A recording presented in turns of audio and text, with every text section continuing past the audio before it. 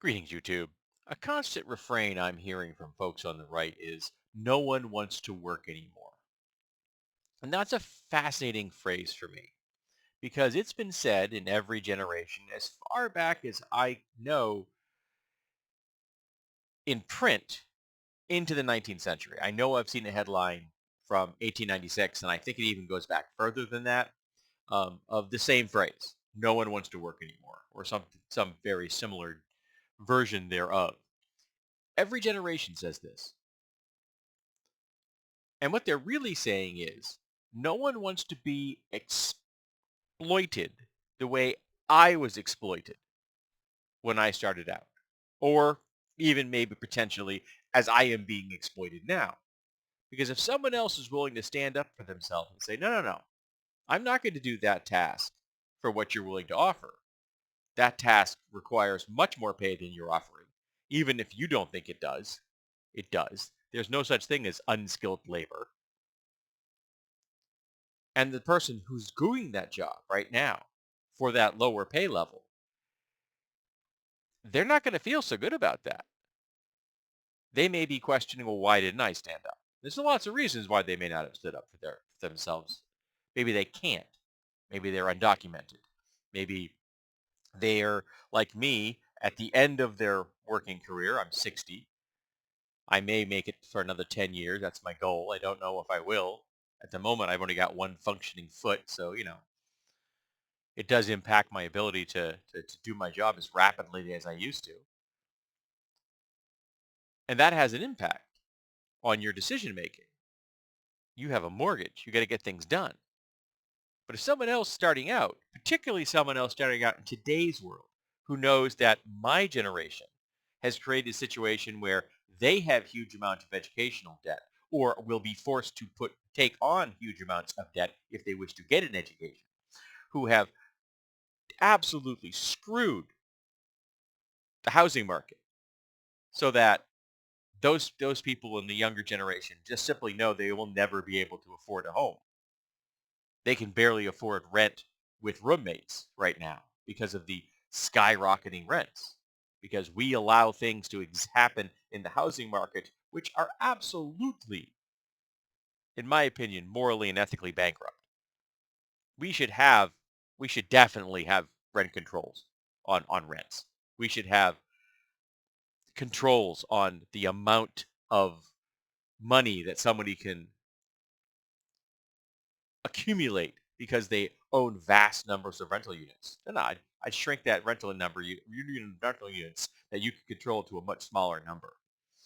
I'd say if you buy a house, you got to live in it for 5 years. You don't get to buy it so you can then rent it. You don't get to buy it to flip it and then sell it. No, you buy a house, you personally live in it for 5 years with at least 50% occupancy, which means you have to be there 6 months a year. And if you don't, well, whoop, we yank your mortgage away from you. We say, get out, and then we sell it to somebody else who is willing to live in it as a home and not as an investment property. Yeah, I know. That's kind of harsh. But it would solve a lot of problems now, wouldn't it? But you've created this environment, fellow boomers. So when someone says, I don't want to, you think, I don't want to work for that, what they're saying, no, I don't want to be exploited the way you've been exploited or the way you are used to exploiting other people. That's not a them problem. That's a you problem. You're the cause of the problem. You're the one that is either settled for the being exploited or you've decided that it's okay to exploit others. And neither of those is okay. If you're being exploited, you shouldn't be. There should be laws in place that make sure that you are not exploited. There should be laws in place that say minimum wage allows you to have a thriving life. Remember, when minimum wage was first introduced, a single income on minimum wage was enough for a four-person family to own a home, a car, and put their kids in through college. One person minimum wage. Right now it's 7 and a quarter an hour. It should be $28 if it had kept up with efficiency levels of work. But no, it hasn't. The level of work being produced now is so much more than it was when that was originally made. I can tell you in manufacturing, the workers of today are definitely producing a hell of a lot more per person per hour than the workers of 40 years ago. And I can say this with absolute surety because I've been in manufacturing for 4 decades. So the amount of work that people do today is so much higher than the work they did 4 decades ago.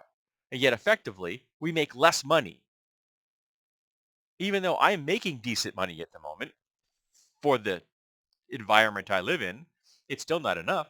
I should still be making probably $15 more, $18 more an hour than I am. And I would if I had a union, but we don't have a union. And I'm too damn tired to start one. And that's part of the reason. They want us to be tired. They want us to be broken down and beaten down. So when you say no one wants to work today, someone who doesn't want to put up with all that shit, yeah, that's not a them problem. That's a you problem. Why are you willing to heap that shit onto someone? Why are you expecting to take on that same shit that you carry around every day that you shouldn't? You deserve to be treated well as a laborer, as an employee. You should have we should have universal health care. We should have strong laws governing time off. We should have strong laws governing how many hours people can be forced to work. Remember, every right you currently have in America, all the rights that are currently being undermined by the GOP, yeah, all those rights were literally fought and died for by people in the labor movement. Your 8-hour workday, your 40-hour work week, your health insurance, your vacation days, your weekends, your sick days, all of those things people literally died for. So don't disrespect those things. And don't expect someone else to respect the exploitation rates that exist in America today. So don't give me this, no one wants to work anymore. Because the reality is no one wants to be exploited. And they never should.